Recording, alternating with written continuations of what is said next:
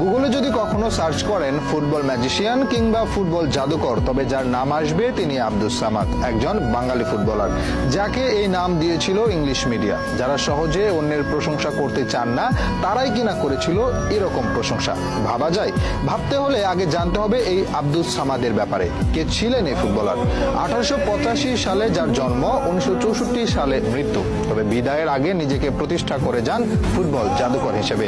তার football career নিয়ে যতটা আগ্রহ মানুষের, তার চেয়েও বেশি অবাক করা কাণ্ড করতেন মাঠে বসে। বলা হয় তিনি কখনো মাঠে মনোযোগী ছিলেন না, আনমনে ঘুরে বেড়াতেন, মাঠের মাঝে বাদাম খেতেন, যখন ইচ্ছে হতো গোল করতেন। সবার কাছে গোল যখন আরাধ্য ব্যাপার, তার কাছে যেন ইচ্ছের মতো, মন চাইলে গোল করব, না চাইলে করব না, এরকম একটা স্বভাব নিয়েই পার করেছেন ক্যারিয়ার। তার জীবনে একটা অন্যতম এক অদ্ভুত কাণ্ড হচ্ছে, একবার রেফারিকে চ্যালেঞ্জ করেন গোল পোস্ট ছোট বলে। লড়াইটা ছিল ইন্দোনেশিয়া একাদশ আর ভারতীয় একাদশের মধ্যে। তুমুল প্রতিদ্বন্দ্বিতাপূর্ণ ম্যাচে খেলছে দুই দলেরই তুখোড় সব খেলোয়াড়। চেষ্টা চালালেও কোনো পক্ষই গোল করতে পারছে না। ঠিক সেই সময় ভারতীয় দলের একজন খেলোয়াড় প্রতিপক্ষের কয়েকজনকে সুন্দরভাবে কাটিয়ে শট করলেন গোল পোস্টে।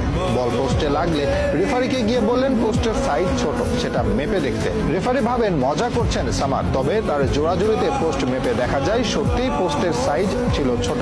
এরপর পোস্ট ঠিক করার পাশাপাশি তার শটকে ধরা হয় গোল হিসেবে। প্রচলিত ছিল মনে চাইলেই গোল করতে পারতেন তিনি, গোল ছিল তার ইচ্ছের ব্যাপার। একবার তৎকালীন ভারত খেলতে নামে চীনের বিপক্ষে, ইনজুরির জন্য বেঞ্চে রাখা হয় সামাদকে। তবে প্রথমার্ধেই 3-0 গোলে পিছিয়ে পড়ে ভারত। কোচের কাছে অনুরোধ করেন তাকে নামতে দিতে, যদিও ঝুঁকি নিতে চাননি কোচ। তিনি অনুরোধ করেন 15 মিনিটে 4 গোল করে উঠে যাবেন, এবং সত্যি 15 মিনিটে 4 গোল করেন এই ফুটবলার। অতীতে কলকাতা একাদশ ও ইংল্যান্ড একাদশের মাঝে খেলা হতো, তিনি একবার চ্যালেঞ্জ ছুড়ে দিলেন, এবার ইংল্যান্ডকে হারাবে তারা।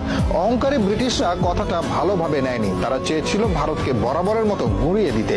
তবে এবার আর সেটা করতে পারেনি, উল্টো হজম করে এক হালি গোল, যার নেপথ্যে ছিলেন সামাদ। তার এরকম পারফরমেন্সে বিমোহিত হয়ে শেষ পর্যন্ত তাকে ফুটবল জাদুকর হিসেবে আখ্যা দেয় ব্রিটিশ মিডিয়া। এরকম আরো অসংখ্যবার অদ্ভুত পারফরমেন্স দেখিয়ে আলোচনায় ছিলেন তিনি। দুর্ভাগ্য যে সেই সময় ইন্টারনেট ছিল না এত আধুনিক ক্যামেরা, নয়তো এই প্রজন্ম জানতে পারত কত বড় একজনকে মিস করেছি আমরা। 1938 সালে ফুটবল থেকে অবসর নেন তিনি। এরপর 1947 সালে দেশ ভাগ হয়ে গেলে তিনি চলে আসেন পূর্ব পাকিস্তানে। তিনি বসবাস করতে শুরু করেন দিনাজপুরের পার্বতীপুরে। জীবনের বাকিটা সময় এখানেই কাটে তার। এখানেই মারা যান 1964 সালে। এই প্রজন্ম মেসিকে জাদুকর ভাবলেও অতীতে জাদুকর হিসেবে পেলে, ম্যারাডোনা আখ্যায়িত হলেও ফুটবলের আসল জাদুকর ছিলেন এই আব্দুস সামাদ।